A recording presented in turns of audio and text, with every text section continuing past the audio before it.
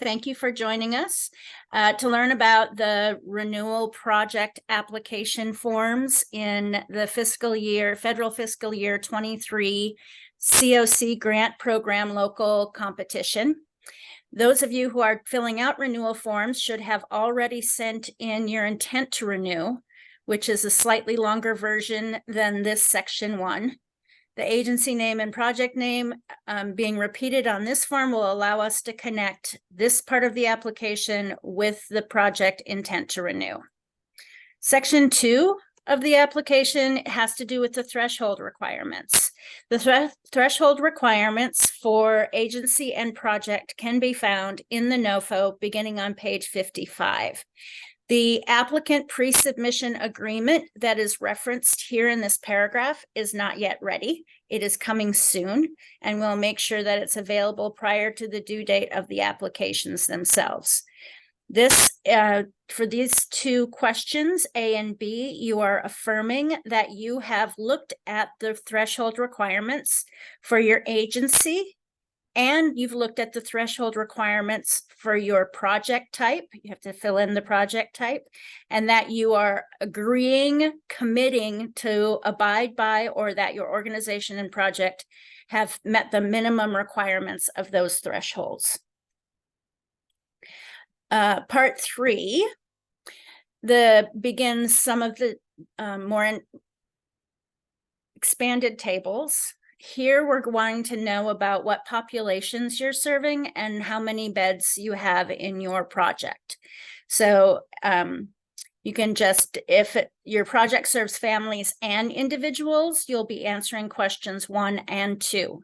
If your project only serves families, you'll answer question 1. And if your project only serves individuals, you will answer question 2.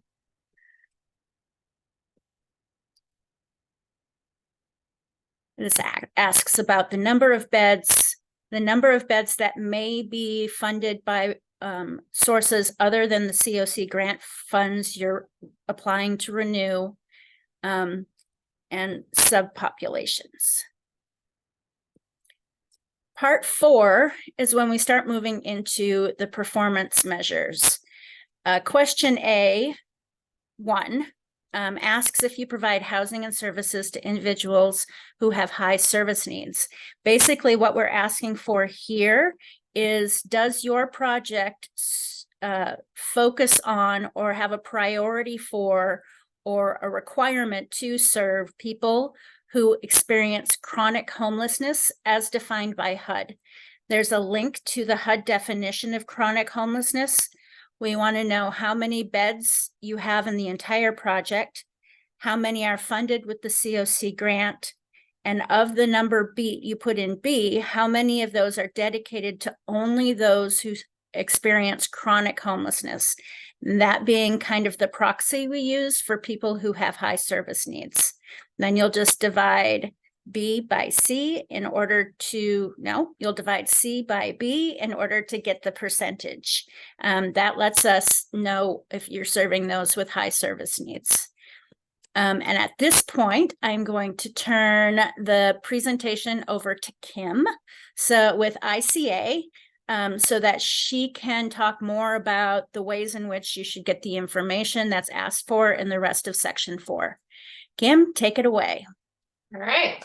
So before we get started on section 4, what I recommend is logging into HMIS, whether that's you or your program staff, and starting out by running the CoC APR.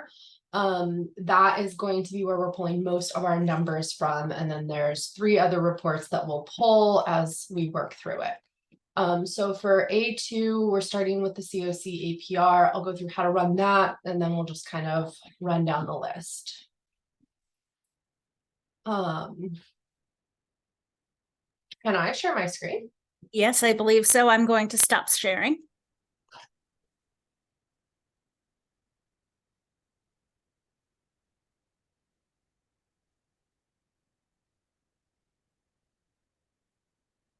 Okay, so log into HMIS. This is the updated facelift version. We're going to go to reports here, and then we're going to the FY23 CoC APR. From there, You will fill out the prompts for your report. The name and the description are optional, but they are helpful if you're going back to it several times. So,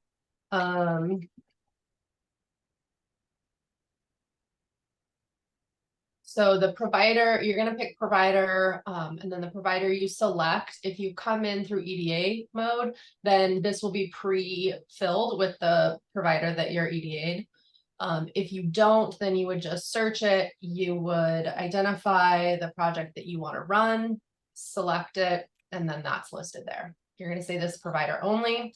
The program date range is going to be July 1st, 2022 through 6/30/2023. And then the entry exit types are going to be whatever is applicable to your project. I believe most of your projects are HUD, but if you do use a different entry exit type, you'll want to select that as well. From there, you're going to build report. It'll go into running mode. You can refresh. It should finish fairly quickly. I'm going to go to one of these other ones so that we can keep moving. So I'm just going to click on the magnifying glass for my completed report. Once that loads, I will scroll. Okay, there we go. If you want to give yourself some more space, you can collapse this menu on the side. So then jumping into our metrics here for A2, we're going to the section 7A. So you can either scroll down, Okay. slow, or what I prefer to do is if you do Control F, you can say 7A, and then it'll just jump down to that section, which is a lot easier than trying to scroll through everything. So for A2, what we're looking for is the total number served divided by the total number who moved into housing. I don't think I'm working with a project that makes any sense, so my numbers are 0. But if you've got housing move-in dates, then your numbers should not be 0. If your numbers are 0 or aren't what you expect, you can click on these green letters and it will give you a list of all the clients that make up that number. And so from there, you can spot check to make sure that you've gotten all of your housing move-in dates entered appropriately or whatever. But this will be the details to help you identify if any data cleanup needs to happen before you submit these numbers. The second report for A2 is the permanent housing placement and retention report. So then we're going to skip out of this. We're going to go back up and say connect to business objects. Can you see business objects?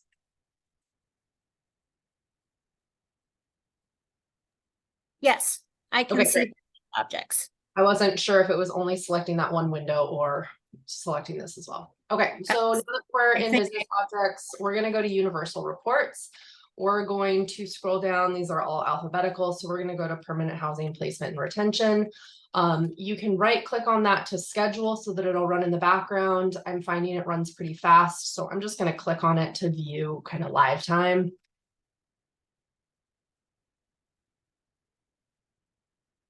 For this one, you have to pick a CoC code first. So hit this little circle to refresh these options. You're going to pick CoC that your project is in. For all of you, it should be balance of state. You're going to select your providers. I know I said that, but I'm going to do a different provider in Anchorage because I know that there's data. I wrote a note to myself to make sure I'm pulling the right project. Yes. All right, and then the report start date is going to be 7/1/22. Because we're in business objects, our end date is going to be the date after our report period. So in this case, 7/1/23. And then our effective date should match our report end date. All of these dates are preset, so you shouldn't have to change them, but I would recommend reviewing them just in case somebody has updated those dates for a different reason. Your report detail. If you just want the aggregate details that you're going to use to fill in your report, you can say aggregate. If you want to include all of the client level data that makes up the aggregate details, then say include activity details. This one's good if you want to spot check your numbers and make sure that the aggregates actually make sense based on your activities in the year. So I'm going to run that.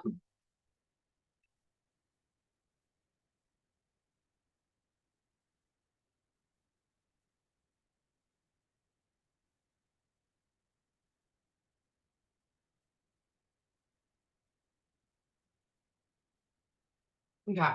So this is the first tab. This is just saying, hey, the basis of this is based on SPMs. It is not identical to the SPMs because it is written a little bit separately, and it is modified for project level in a way that system performance measures are generally based on the entire CoC. So this is just giving you some background information if you want it. What we're looking for A2 is the information on 7B.2. And you are just going to pull these numbers here. It'll have your project listed, the total number of persons with housing move-in date, total number exiting and or retaining. And then I believe you'll just need this 98% number in this third column. Helen, I do not have the. They'll need all three. They'll need all three? Okay. Yeah.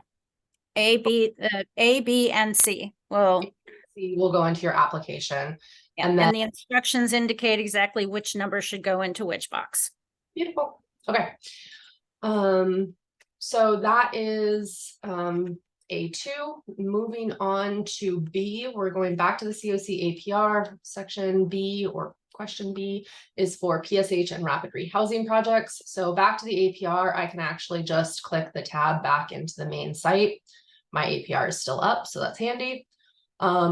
In B1, we are looking for 22C. So again, Control F and then type in 22C. It'll jump you right down where you want to be.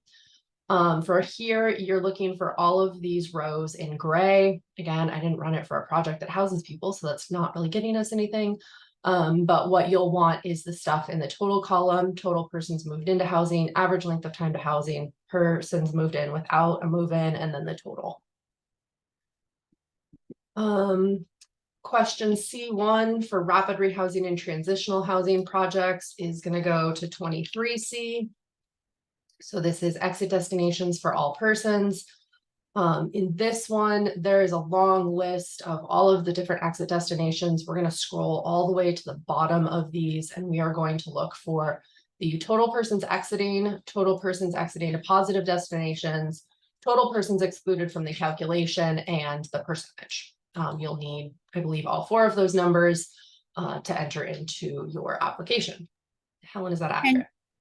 Can you explain why people would not be in the calculation? Yeah, so when you're looking at the percentage exiting to positive housing destinations, the federal reports exclude anybody who has passed away during the report period or have a, I think it's passed away and or moved into like an assisted living facility, like a long-term care facility. Those people are just excluded from this overall calculation of positive exit destinations because it's not necessarily negative, but it's also not positive. So they're just not counted in the denominator in any way.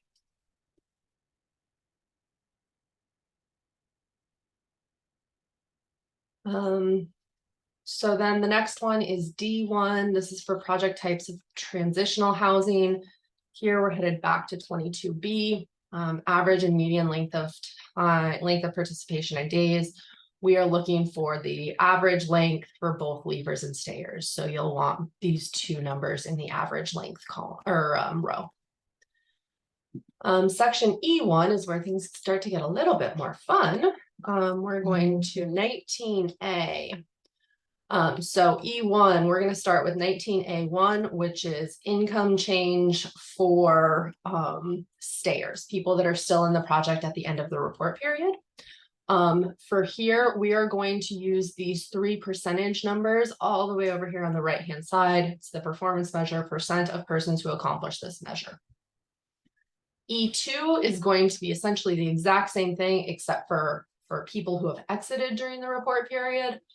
So in this case, we're just scrolling down a little bit to 19A2. And again, we're going to grab the percentages in the very last column over here on the right.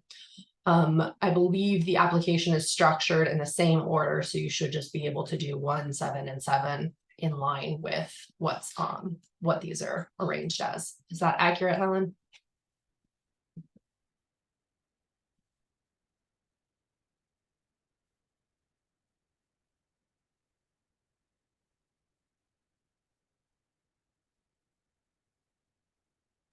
Would help if I unmuted. E2, is that what you're asking about? E1 and E2, are these percentages in the same order as on the application as they are here? The percentage of adult leavers with increased employment income, adult leavers with increased other income, total of adult leavers with increased income. Period. Okay, yep, so those are all in the same order. So in the boxes, you should just be able to take these percentages, put them in, and move on. E3 takes us to a new report back in business objects. So I didn't close that tab. I'm just going to click back to it. I'm going to click the back button because I know I came from the right folder. But if you're not sure, you can always hit the home button and go navigate back into the folders. In this case, I just hit the back button. I'm back in this universal reports folder. And now I'm going to run the returns to homelessness report. Again, I'm just going to view it because I'm finding that for my testing purposes, it's been working pretty quick.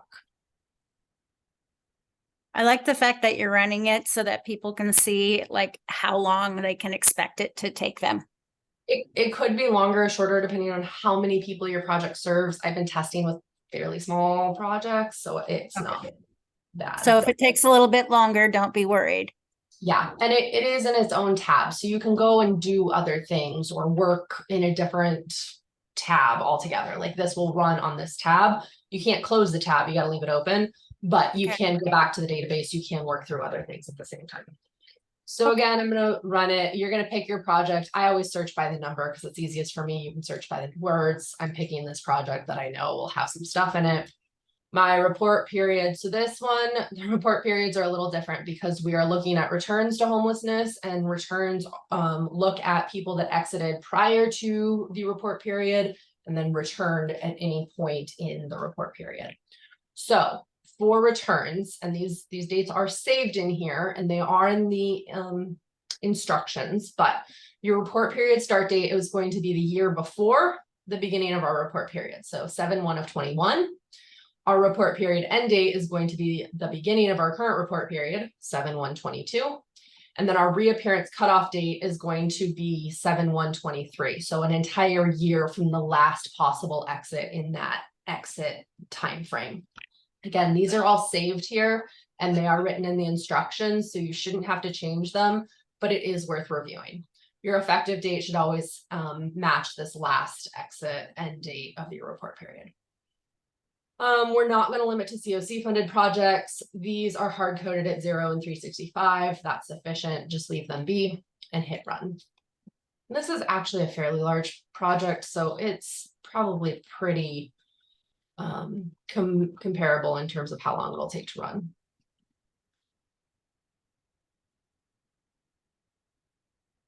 All right, and so this report lands on the tab that you want to be on, which is the summary of permanent exits. So we're looking at people who exited your project to a permanent destination and returned or didn't return. We're just going to take this first grid right here. This will be whatever your housing type or whatever your project type is. So in this case, I ran it for a permanent housing project. If you're a transitional housing project, this will say TH instead of PH. It will not say your project, it will say your project type. So you just need this total number of persons exited, total number of returns between 0 and 365 days, and then that percentage. The difference between the total returns and the total returns in 365 is that 2 people returned in the entirety of that time frame that we're looking at, but only 1 person returned within 1 year. So the second person must have returned in the second year. Let's see. So then we get on to E4. That is going to be a report that ICA sends to you. We do need to know who at your agency should receive that report, but let us know and we're going to get that out to everybody. Section 4 is the daily utilization rate, or not section 4, section F. I think so. Okay, section F, I don't know why I called that a 4, is the daily utilization rate. For that, we're going back to the CoC APR and we are going back up to section 7B. Not 27B, but just 7B. So we are looking for the total count of persons served on the last Wednesday of 4 separate points in time. These are all arranged in the order that you're going to be looking at them. So January, April, July, October. Because we're pulling this on a state fiscal year, this is going to be January of 23, April of 23, July of 22, and October of 22. It's not really important as long as you've pulled it on the right time frame. These are going to be the right points of time for you. From there, you are going to compare these to your total bed availability that you calculated for yourself back up at the beginning of this section in A1. Unless you're not a PSH project, in which case, Helen, I defer to you on what the denominator is. I will have to put that in an FAQ. Okay, great. And we do, if you're a facility-based project, we do have those inventory availability numbers, and you can reach out to ICA to get help with that. If you're not a facility-based project, the availability becomes a little bit different. And so that is something I would defer to Helen's response on. Moving on to section G, we have the data completeness and timeliness report. Again, I'm going back to business objects. I'm just going to hit the back button again. From here, though, I'm going to go back to my either Anchorage Live folder, or I have got my folder map over here. I'm just going to go to the data quality and completeness folder. I'm going to run this data quality performance scorecard. So this one is very slow. You are welcome to view it, but I would probably recommend scheduling it. Here, you can give it a new title. You can tell it when you want it to run. I just want it to run right now, so it's fine. Then you're going to go over to report features. You're going to say Microsoft Excel reports. It is important that you pick reports and not data so that you get all of the calculations appropriately. You're going to edit the prompt values. This can take a moment to load. I am very impatient with this button, so that was actually the fastest I've ever seen it go. You're going to put your project in here. I'm going to pick on somebody that is everybody, and so that's good. You're going to include the amount of detail that you want in this. For this one, it's defaulting to include activity details. It's probably for the best. Don't provide those activity details externally without really reviewing it, but you'll want that for your own use. Report start date and report end date. So the report start date, these are set because Pam is about to pull them for everybody, but you're going to want to run it for that state fiscal year again. So it's 27th, July 1st of 2022, and then your end date is going to be July 1st of 2023. Yes. I think you put, where's your start date? Okay, never mind. Right here. Okay, got it. That's okay. I got a little tripped up myself. So yeah, you can just type it in, or if you really want to use the calendar picker, you can use calendar picker. It's easier for me to type it in. And then you're going to apply and schedule down in the lower right corner. All right, so I ran this yesterday to make this a little easier on ourselves. Once it's complete, you'll just click on it. It will download. I happen to know this report does not include any PII, so it is okay for me to share in this setting. So you'll get the same report that their data contacts are sent each month. Is that correct? Yes, and you will be getting it Monday probably, but we want to make sure that you have the knowledge on how to pull it yourself, so that if data quality or data changes are made to improve your data quality, you can re-pull and get those new scores. Excellent. Thank you, Kim. So enable editing if you want to be able to do anything in here other than just look at it. From here, we're grabbing two things from the data complete. I'm not seeing it. Oh, okay. All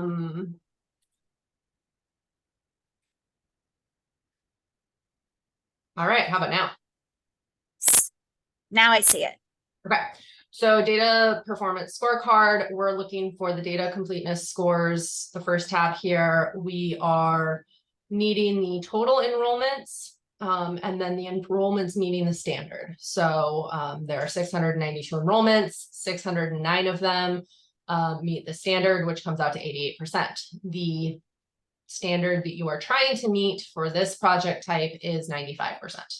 Do not get confused. This is your threshold score. This is not your score. This is what you are trying to meet. This is what you've met. And actually all they need to put in the form is the percentage. Oh, great. So all you need is this number right here, column F.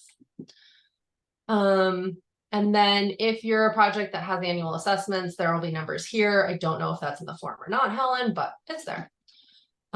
These are really if you are a project that doesn't have annual assessments, just put NA. okay. So if you do have them, you will have a score right here. And then the other component is the data timeliness scores. And it looks like we need the enrollments meeting standard, the total enrollments, and the percent. Or maybe you just need the percent. Just the percent. Just the percent. All right. So just the percent for entry and exit, or just the percent for entry? For both. Cool. All right. So columns E and I have the scores you need there. There is nothing you can do to improve your data timeliness other than improve it moving forward. So you can look at this report all day long, but it's not going, there's nothing you can do to improve the scores for this time frame. You can improve your data completeness, but not the data timeliness. This time next year, you can have improved your timeliness by being better at it this year, but there's nothing to back fix in terms of timeliness. There are some informational reports that go along with this. So there's details on domestic violence issues in those elements here, and then your HUD verification. Excuse me. HUD verification errors, warnings, those details can be found on this tab. So those are places where you can look at those details and make improvements to your data quality. Also of note is in row 7 here, it tells you some other reports that you could look at to improve your data quality. If you take care of any of these issues from these reports, then when you repull this the day after you make any corrections, then your updated data completeness will be reflected in this report. And one of the reasons we're giving you this information now is because project applications or renewal applications are not due until Friday, August 18th or Monday, August 18th, whatever day of the week that is, which means that you could run these reports now, identify data problems, fix them, and then run the report again. And you could be reporting the updated number to us in this application, which would improve your score. Yeah, absolutely. And if you need any assistance with those, please reach out to the help desk. There's also the knowledge base has articles on how to run various reports, how to read various reports, how to make corrections. If you give me just a second, I will put links out there so that you can see them. There are links in the instructions as well. Okay. I'm gonna paste them here for viewing purposes. So you can reach out to the help desk by sending an email to akhmis@icalliances.org.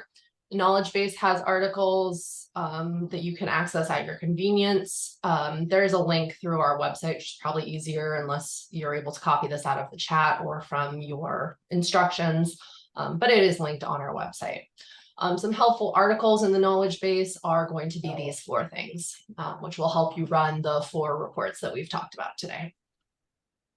And you're going to drop those in the chat? I did already. Oh, wow, look at you. But they look a little funky soon. Did we go through A3? A3. I remember us talking about A1 and A2. It's possible you talked about A3 while I was trying to play with my screens. Nope, I didn't. But it's because I didn't have it in whatever I was building off of. Can you tell me what A3 is, and I will get to it. It is, I'm scrolling up.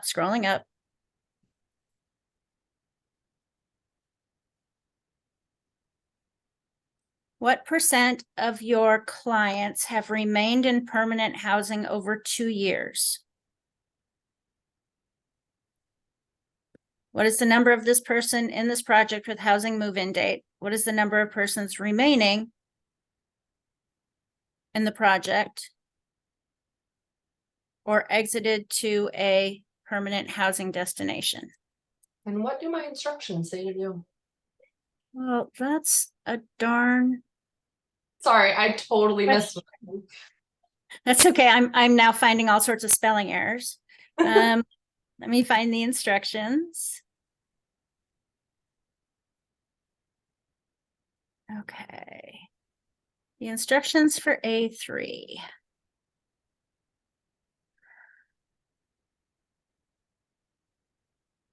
If your project has not completed a full project year, please answer based on numbers as of the most recent measurement. Run the permanent housing placement retention report found in business objects. Okay, so that was the first one we did. So if you click this history bar, it's still open. So I'm just gonna shift back to it. Okay. Next, select the parameters as indicated. Yep. We've gone through that. Yep. Navigate to change 7B2.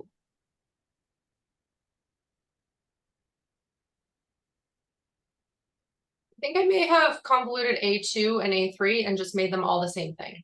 Because we did go through how to run this report and which numbers you needed from it, but I don't think I distinguished that these were for A3 versus A2. Yeah, I think 7B2 is for A3 and 7A is for A2. Okay. So 7A is the number of persons served section of that report. Adults, children, client doesn't know, data collected. Okay. And then, yeah, and then 3 is retention of permanent housing. And then that's this part. Yes. Okay. So same report, different numbers, different sections. Excellent. All right. Well, honestly, with that, I think we can call an end to this particular set of office hours, or at least to the recording thereof. Thank you very much, Kim, for going over that. We really appreciate it. We're going to actually load this on our YouTube channel and link to it on the website so that people who want to view this information on their own time are able to do so. I can even have it running right next to them as they're filling out these sections so that they can hear you explain exactly how to get to those spots. Okay, I will stop recording and we will see you all next week. Thank you.